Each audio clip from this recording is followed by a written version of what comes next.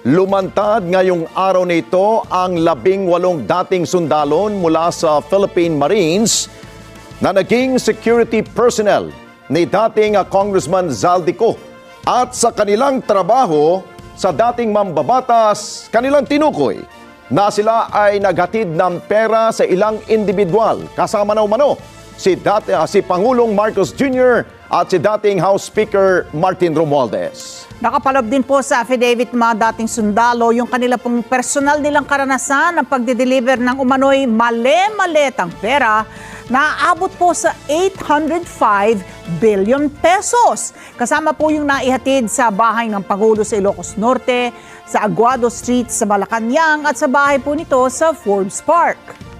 Samantala, idinadawit din ng mga dating sundalo ang ilang mga mambabatas, mga kongresista. Noong hinatiran din nila ng pera kapalit ang paglagda sa nooy isinusulong na impeachment complaint laban kay Vice President Sara Duterte.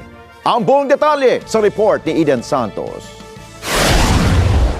Wala po tayong ibang maaasahan ngayon na maglalabas ng katotohanan kundi tayong mga mamamayan din. Hindi natin maaasahan ang nasa gobyerno ngayon na ilabas ang buong katotohanan na walang pinagtatakpan. Ngayon po ay lumabas ang mga dating kasamahan ni Master Sergeant Orly Gutesa sa trabaho bilang security consultant o security personnel ni dating Congressman Zaldi Esco. Ang mga sundalong ito ay wala na sa serbisyo. Ngunit ang nasabi nila sa akin, ito ang marahil na huling labanan na kanilang papasukin at gusto nilang magpakasundalo sa ating bayan.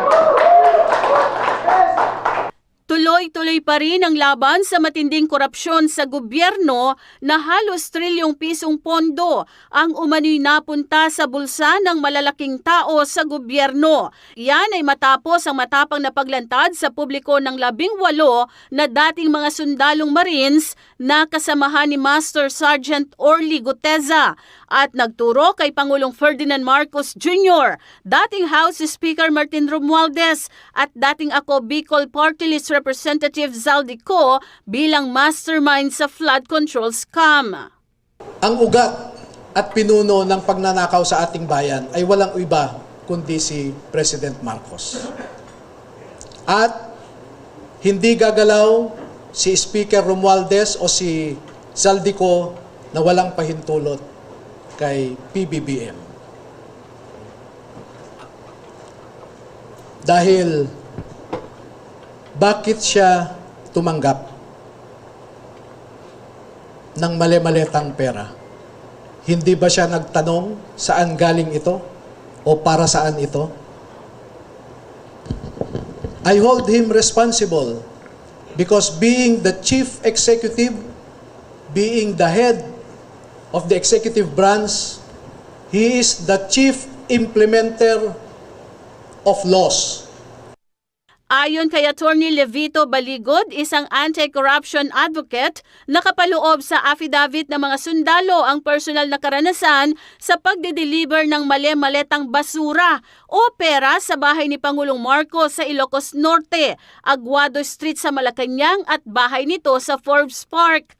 Mula umano noong September 2022 hanggang sa kalagitnaan ng 2025 ay 3 hanggang 4 na beses kada linggo ang delivery at minsan umaabot pa ng 52 na maleta.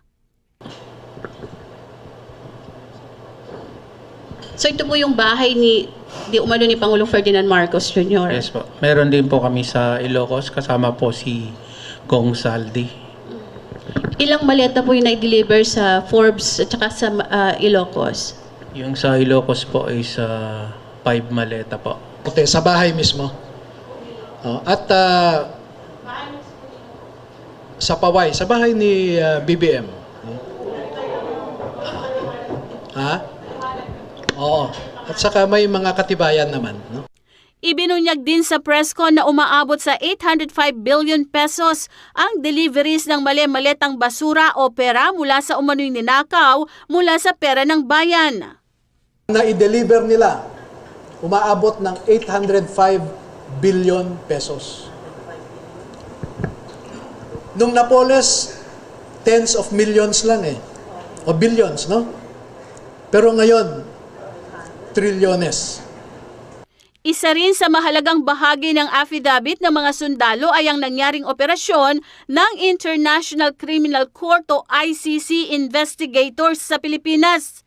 Anya, bago mag-December 2023, inutusan sila na magpapalit ng pera na nagkakahalaga ng 2 milyong dolyar. We will prove that the conduct of the ICC investigators in the Philippines is unprecedented because they were dined and wined by people who are publicly known to be opponents of the people hosting them. Second, to prove that what the United States Department said, that ICC is a very corrupt institution, is being proven by this personal knowledge included in their affidavit. Plano rin nila na ipadala sa iba't ibang embahada ng mga bansang miyembro ng ICC at maging mismo sa ICC ang kopya ng reklamo pagkatapos na isumite sa Office of the Ombudsman para ipaalam ang ginawa ng mga ICC investigators sa Pilipinas.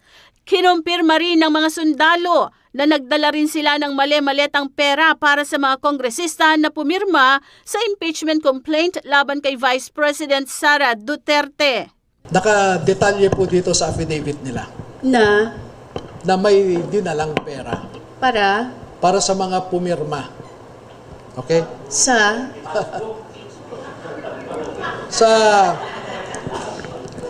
Townhouse Units 8 and 9, Polo Club, Manila Polo Club Townhouse, Units 8 and 9, Forbes Park. Ilang maleta po yung dinala doon? Naku po. Parang nagbalik-balik yung 3 vans na unang nag-deliver, bumalik pa ulit. Eden Santos para sa Mata ng Agila. Matatag, matapang, matapat.